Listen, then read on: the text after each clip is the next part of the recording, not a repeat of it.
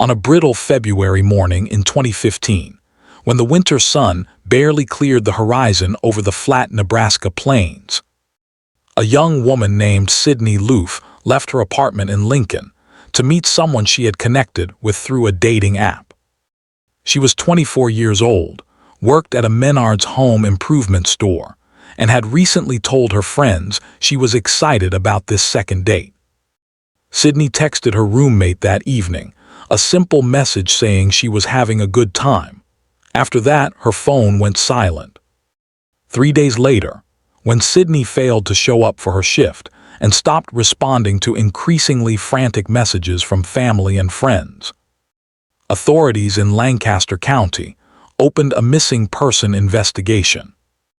What they would eventually uncover would not only shock the quiet communities of central Nebraska, but would reveal a darkness lurking behind the most ordinary of digital connections.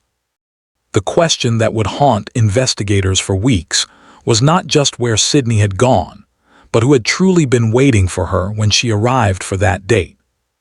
Sydney Marie Loof grew up in Nelig, Nebraska, a town of fewer than 2,000 people situated along Highway 275 in the northeastern part of the state. Nelig was the kind of place where everyone knew everyone, where the grain elevators dominated the skyline, and where Friday night football games drew half the population. The landscape surrounding the town stretched flat in every direction, broken only by occasional shelter belts of cottonwood trees and the winding Elkhorn River that cut through Antelope County. It was farming country, where the economy rose and fell with corn and soybean prices, where the winter wind came howling across open fields with nothing to slow it down, and where the pace of life moved in rhythm with the seasons. Sydney was the youngest of 3 siblings, raised by parents who worked hard to provide stability in a region where economic opportunity often meant leaving for larger cities. Her father worked in agriculture, her mother in healthcare. Those who knew Sydney described her as someone who lit up a room, someone with an infectious laugh, and a genuine kindness that made strangers feel like old friends. She had graduated from Neligokdale High School in 2011, where she had been involved in choir and theater. After high school, she had moved to Lincoln, the state capital, seeking the opportunities that a city of nearly 300,000 people could offer compared to her small hometown. Lincoln sits about 100 miles southwest of Nelig, a straight shot down Highway 275 and then Highway 81. The city sprawls across Lancaster County, home to the University of Nebraska and its devoted Cornhusker football culture. Downtown Lincoln features the distinctive Art Deco State Capitol building rising 400 feet above the prairie, visible for miles in every direction. The city maintains that Midwestern character of friendly neighbors and unlocked doors, even as it has grown into a regional hub for insurance, manufacturing, and technology companies. Sydney had found work at the Menards on North 27th Street, a massive home improvement warehouse where she worked in the cashier department. She shared an apartment with a roommate in a quiet neighborhood, and by late 2017, she had begun exploring dating apps as a way to meet new people. The week before Thanksgiving in 2017, Sydney matched on Tinder with a woman named Bailey Boswell. Bailey was 23 years old, blonde, and presented herself online as fun and adventurous. They chatted through the app, their conversation progressing from small talk to plans to meet in person.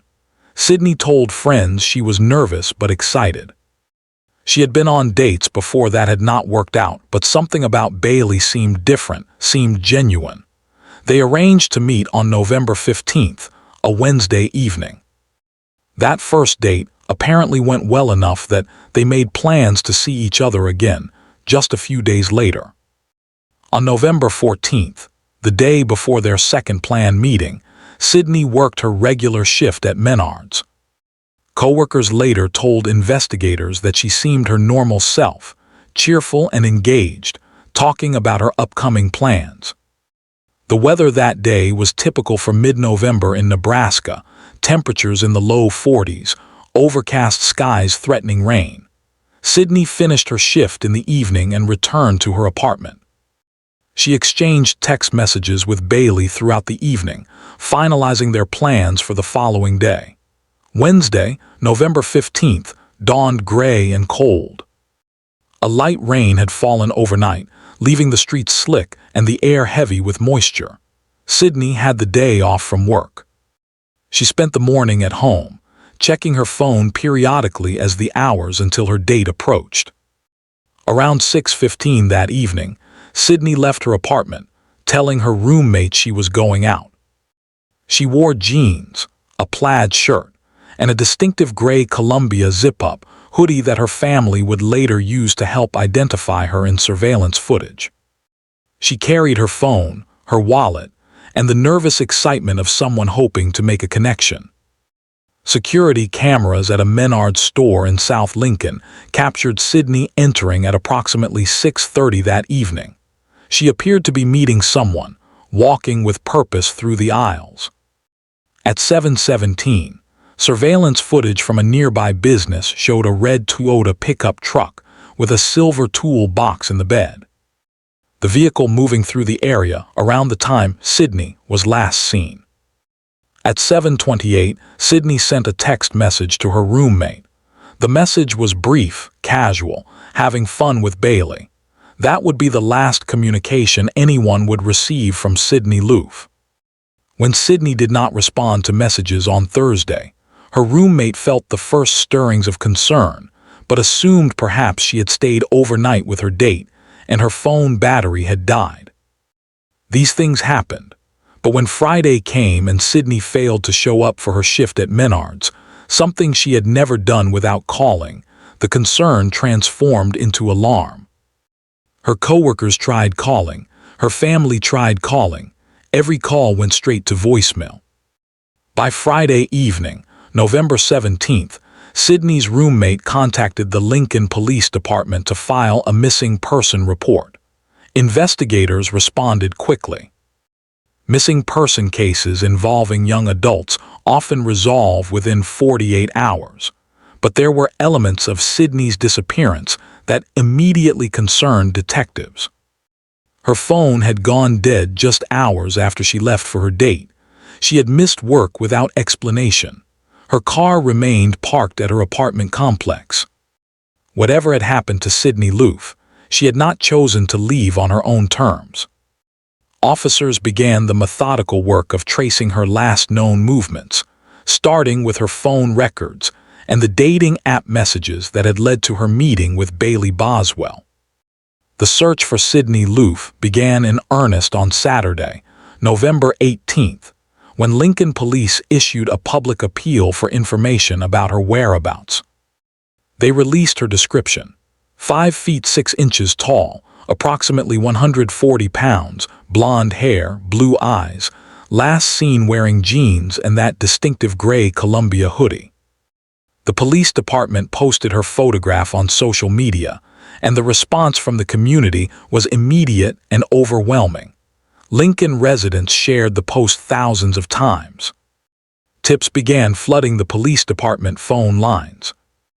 Volunteers organized search parties, combing through parks and vacant lots, walking the trails along Salt Creek and Antelope Creek that wound through the city.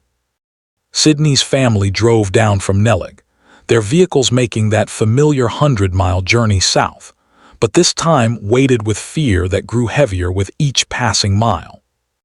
Her mother, father, and siblings established themselves at the Lincoln Police Department headquarters on South 10th Street, a modern facility that had opened just a few years earlier.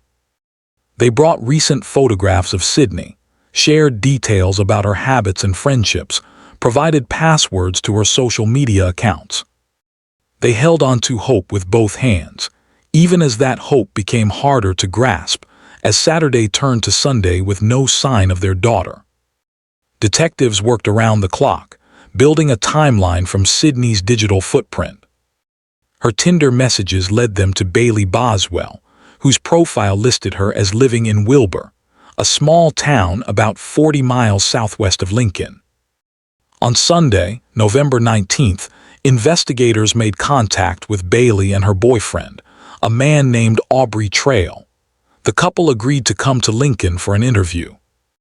They arrived together at the police station that afternoon. Bailey Boswell was petite and soft-spoken, with long blonde hair and a manner that seemed helpful and concerned when detectives questioned her about Sydney.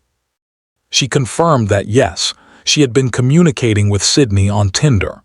Yes, they had gone on a date on November 15th. She told investigators that she and Sydney had gone shopping at Menards, driven around Lincoln for a while. And then she had dropped Sydney off at a friend's apartment in northeast Lincoln around 9:30 that evening. Bailey provided an address on North Cotner Boulevard.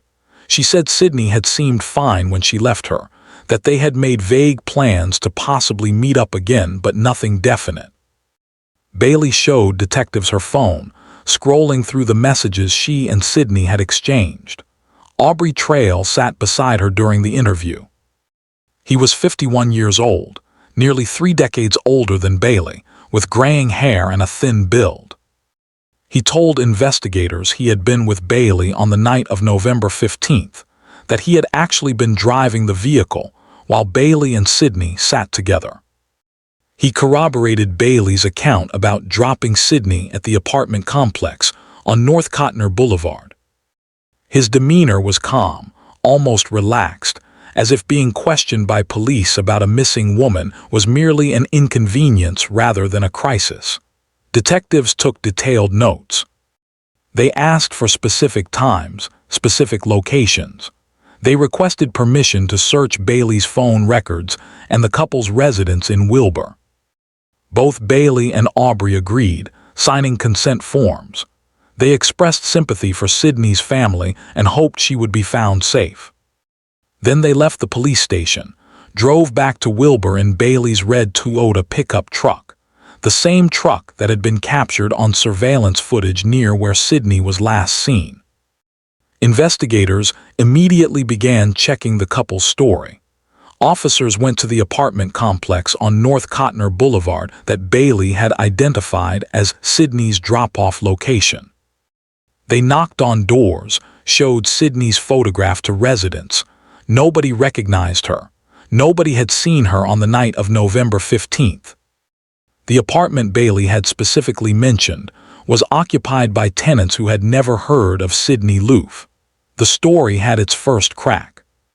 Detectives obtained surveillance footage from businesses along the route Bailey claimed to have driven that night. The timeline she provided did not match. The red Toyota pickup was captured on cameras, but the movements of the vehicle suggested they had gone somewhere other than where Bailey claimed. Phone records showed something even more troubling. Sydney's phone had pinged off cell towers heading southwest out of Lincoln, toward Wilbur, not northeast toward the address Bailey had given. The last ping from Sydney's phone came from a tower near Wilbur at approximately 10:47 on the night of November 15th. After that, the phone went dead, as if it had been turned off or destroyed. Those who knew Bailey Boswell said she had not always lived in Nebraska. She had moved to the state within the past year, following Aubrey Trail, with whom she had developed a relationship that concerned her family. Aubrey Trail had a criminal history stretching back decades, including convictions for theft and bad checks in multiple states. He had served time in prison and had been released just a few years before meeting Bailey. People who encountered the couple in Wilbur described them as odd, secretive, always together, living in a basement apartment in a house on South Wilson Street. Deputies whispered quietly among themselves about the inconsistencies piling up in Bailey and Aubrey's statements. On Monday, November 20th, investigators executed search warrants at the couple's Wilbur residence and at a storage unit they rented in the town. Inside the basement apartment, forensic teams discovered cleaning supplies, bleach, trash bags. The apartment appeared to have been recently and thoroughly cleaned. In the storage unit, investigators found tools, knives, and a cattle tag, though its significance was not immediately clear. They also found articles of women's clothing that did not appear to belong to Bailey. At the same time, search teams expanded their efforts beyond Lincoln, focusing on rural areas in Saline and Clay counties, the farmland surrounding Wilbur. Law enforcement requested assistance from the Nebraska State Patrol, which deployed aerial search capabilities.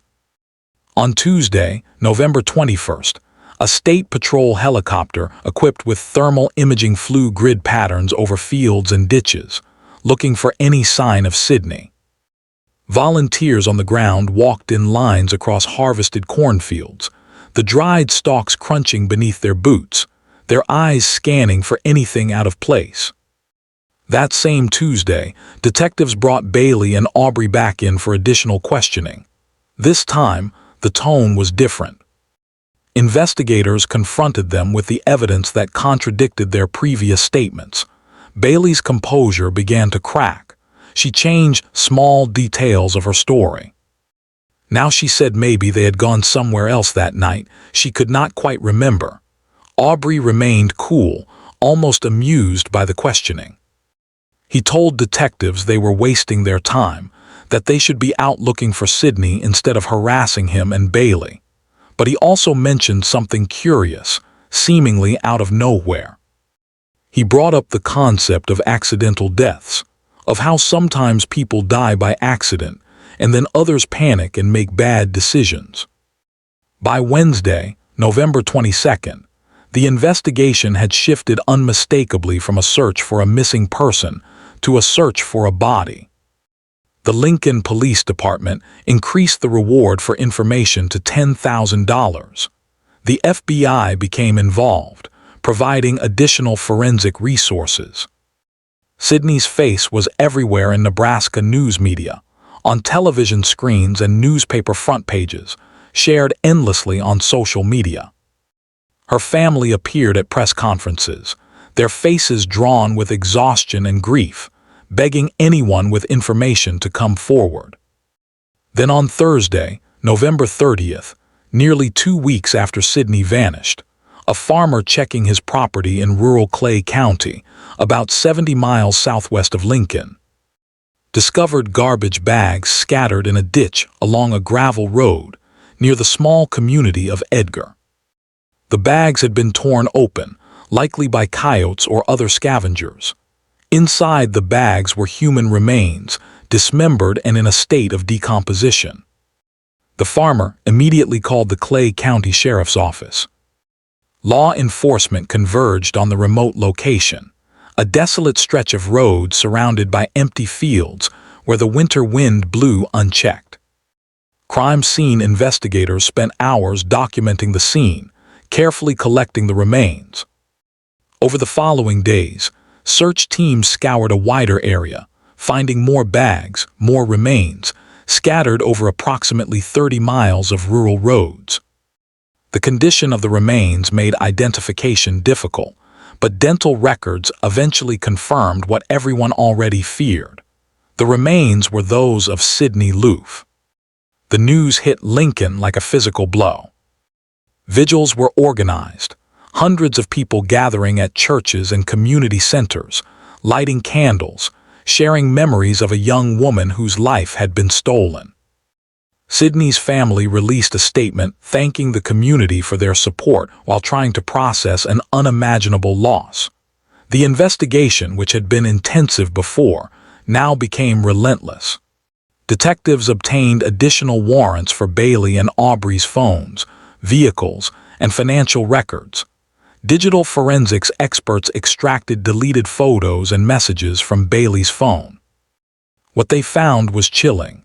In the days after Sydney's disappearance, Bailey had taken selfies inside the apartment, photos that showed her posing with her tongue out, smiling.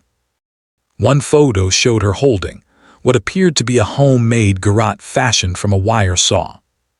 Text messages between Bailey and Aubrey discussed disposing of evidence, cleaning surfaces, getting rid of clothes. There were also messages about money, about needing to leave Nebraska, about a lifestyle they aspired to fund through criminal activity. Investigators learned that Aubrey Trail had been developing a scheme he called his witchcraft coven, a manipulative plan that involved convincing young women to join what he presented as an alternative lifestyle group, then exploiting them financially and sexually. Bailey had been recruited into this scheme, and together they had been seeking additional women to victimize. Sydney had not been looking for danger on that dating app. She had been looking for connection, for someone genuine. Instead, she had encountered predators who saw her as a means to an end. On November 30th, the same day Sydney's remains were discovered, authorities arrested Bailey Boswell and Aubrey Trail. They were initially charged with improper disposal of human remains, while the investigation continued to gather evidence for more serious charges. Both were held without bond at the Saline County Jail. At a press conference announcing the arrests, Lincoln Police Chief Jeff Bleemeister stood before a bank of television cameras and said investigators believed Sydney had been the victim of a premeditated act, that she had been lured through the dating app by individuals who intended her harm from the very beginning. The arrests did not bring relief, only more questions. How had Sydney died? Had she suffered? What had driven two people to commit such an act? The forensic evidence would eventually provide some answers, but they were answers that brought no comfort. The months that followed the arrest moved slowly for those waiting for justice. Bailey Boswell and Aubrey Trail remained in custody as prosecutors built their case. The remains found scattered across Clay County were examined by forensic pathologists. The condition of the body made determining an exact cause of death difficult, but the manner of death was clear. Sydney Loof had been the victim of a homicide. The dismemberment had occurred after death, an attempt to dispose of evidence and hinder identification. In January 2018, 2 months after Sydney's disappearance, prosecutors filed first-degree murder charges against both Bailey Boswell and Aubrey Trail. The charges carried the possibility of the death penalty, making this the first capital murder case in Lancaster County in more than a decade. The legal proceedings would take years to wind through the court system, delayed by motions, appeals, and the complexity of the evidence. Sydney's family tried to navigate a world that had been irrevocably changed. Her mother, Susie, and her father, George, returned to Nellig, but the small town that had once felt like home now felt hollow. Their youngest child was gone, taken by strangers for reasons that still made no sense. Sydney's brother and sister struggled with survivor's guilt and anger. They had been unable to protect their little sister from a danger none of them had seen coming. For those who have ever doubted someone you love, who have felt an intuition that something was wrong but could not articulate why, the months after Sydney's death carried that particular weight of hindsight. Friends remembered conversations where Sydney had mentioned feeling uncomfortable with how Aubrey kept inserting himself into her plans with Bailey. How he seemed to always be present, even when she thought she was meeting Bailey alone. Coworkers recalled how Sydney had seemed distracted in the days before she disappeared, checking her phone more frequently than usual. These small moments, insignificant at the time, now felt like warning signs that had been missed. In Wilbur, the small town where Bailey and Aubrey had lived, residents grappled with the knowledge that such violence had been planned in their midst. Wilbur is a community of fewer than 2,000 people, a place founded by Czech immigrants in the 1870s, known for its annual Czech Days festival and its friendly Main Street. That such darkness could take root, there shook the town's sense of security.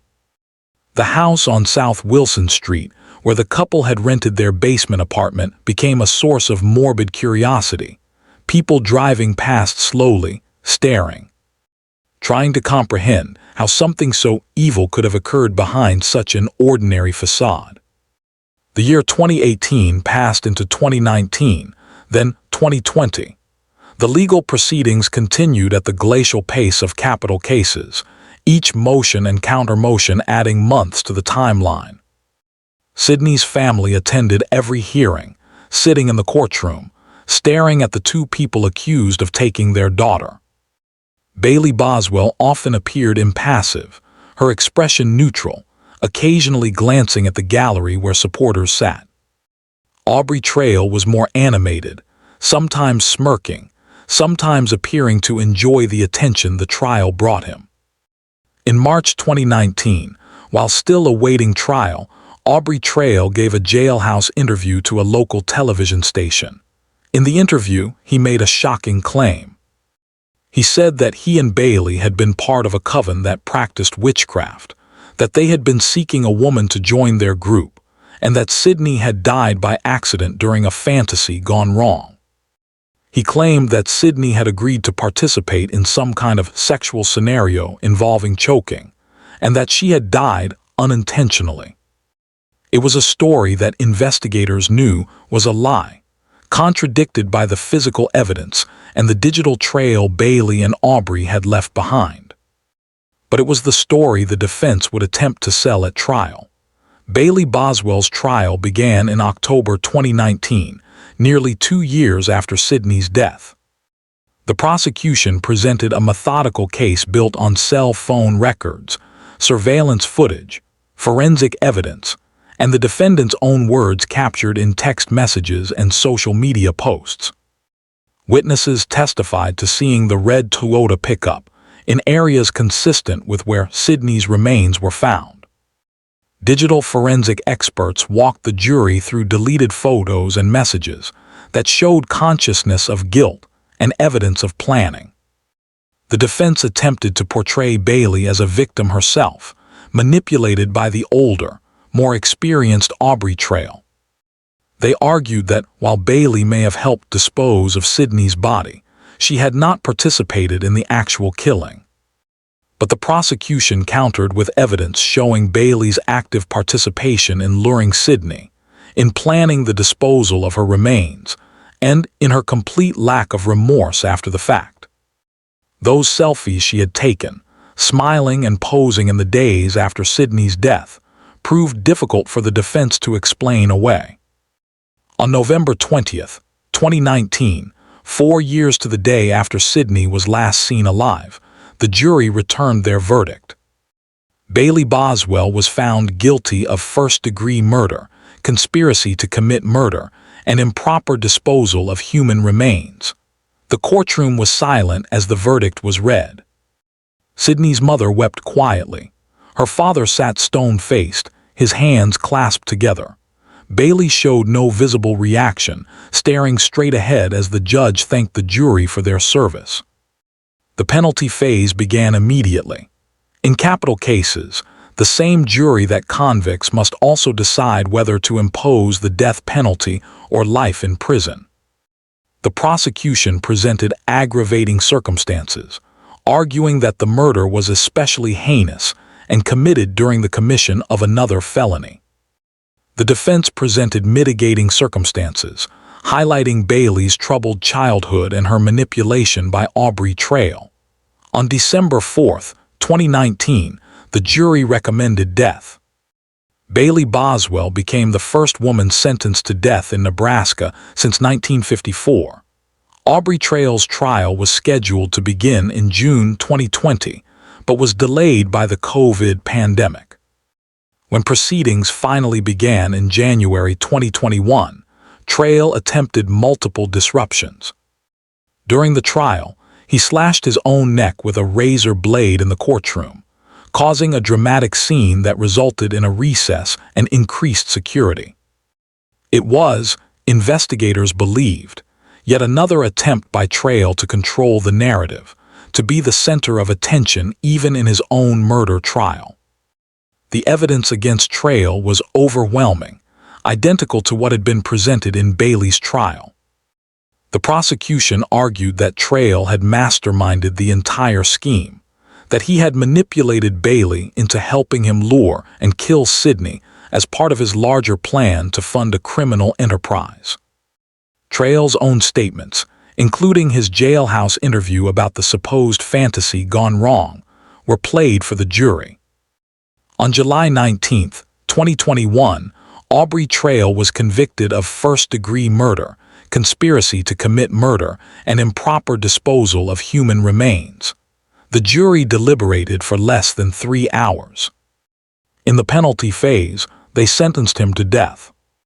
Trail showed no remorse, even making inflammatory statements during his sentencing hearing about how the justice system had failed to understand his true nature. In the aftermath of the convictions, Nebraska's capital punishment laws came under scrutiny. The state had abolished the death penalty in 2015, only to have it reinstated by voter referendum in 2016. Legal challenges to the state's lethal injection protocol meant that neither Bailey nor Aubrey would face execution anytime soon, if ever. For Sidney's family, the sentences brought a measure of justice, but not closure. Closure is not something that comes when your child is taken in such a brutal way. The case of Sidney Loof changed how many people in Nebraska thought about online dating, about the dangers that could lurk behind friendly profiles and casual conversations. Dating apps added new safety features, including panic buttons and location-sharing capabilities. Police departments increased their focus on educating young people about the risks of meeting strangers from the internet, about telling someone where you are going and checking in regularly. But perhaps the most profound impact was on how seriously law enforcement treated early warning signs in missing person cases.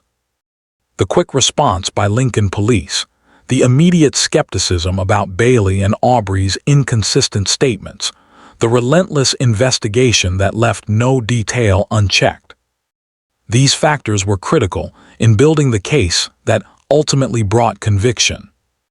In missing person investigations, the first 48 hours are crucial, and investigators in Sidney's case treated every hour as if it might be their last chance to find the truth.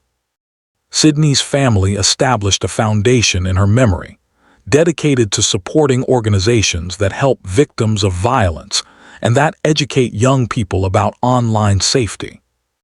Each year on Sidney's birthday, June 3rd, they organize a day of remembrance in Nellig and Lincoln, gathering people who knew her and people who were moved by her story. They plant trees, release balloons, share memories. They refuse to let Sidney be remembered only as a victim. They tell stories of her laughter, her kindness, her dreams for the future that was stolen from her. The swing hung still at the elementary school Sidney had attended in Nellig, waiting for children who would never know her.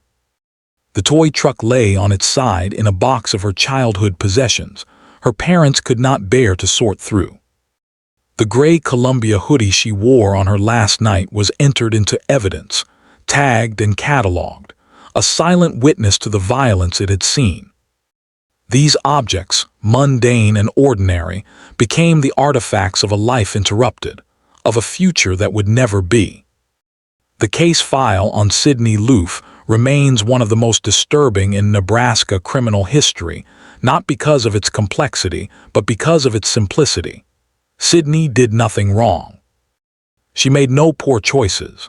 She simply wanted to meet someone, to make a connection in a world where such connections increasingly happen through screens and apps. She had no way of knowing that the person on the other end of those messages was not seeking companionship, but a victim. She could not have known that two people had looked at her and seen not a human being but an opportunity. For those who have ever wondered whether evil truly exists, whether there are people in this world who are fundamentally broken in their capacity for empathy and human connection, the Bailey Boswell and Aubrey Trail case provides an uncomfortable answer.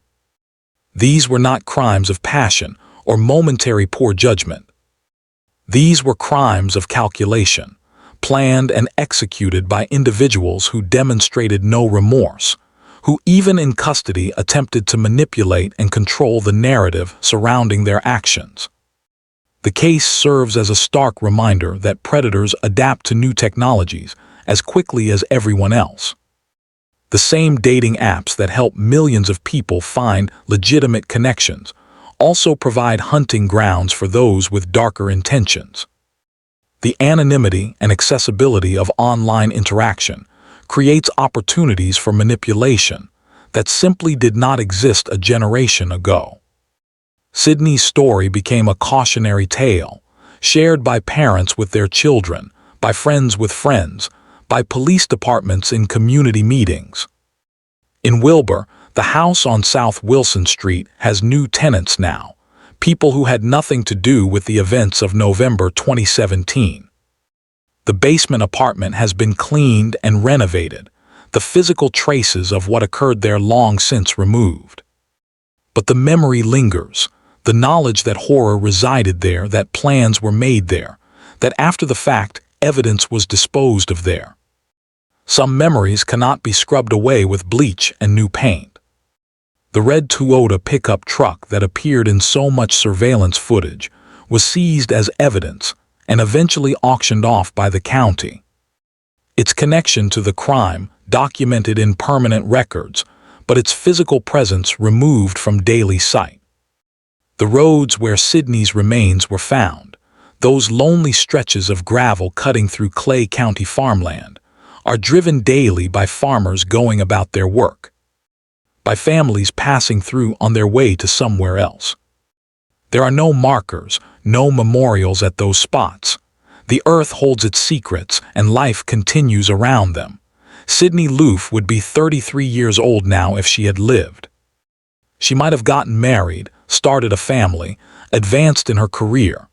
She might have moved to a bigger city or returned to Nellig to be closer to her parents. She might have traveled, pursued education, made new friends, fallen in love with someone who genuinely cared for her.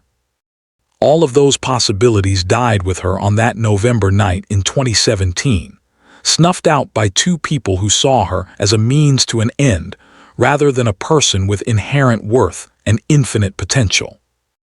The Sydney Loof case stands as a testament to the dedication of law enforcement officers who refused to accept the lies they were told, who trusted their instincts that something was wrong with Bailey and Aubrey's story from the very beginning.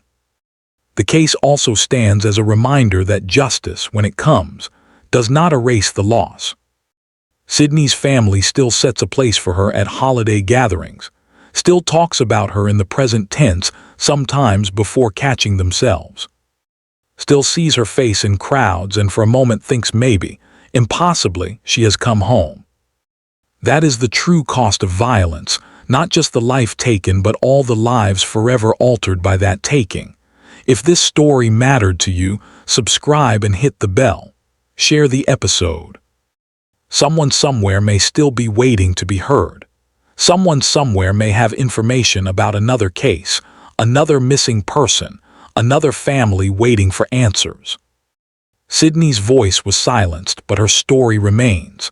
A reminder that behind every case file and every headline is a person who mattered, who was loved, who deserved better than what she received. Remember her name, remember her smile. Remember that justice delayed is not justice denied, that sometimes the truth takes years to emerge, but emerges nonetheless. That those who thought they could lie and manipulate and escape consequences were wrong. Sydney Loof mattered, her life mattered, her story matters. And her memory demands that we remain vigilant, that we protect each other, that we never stop seeking truth and justice for those who can no longer seek it for themselves.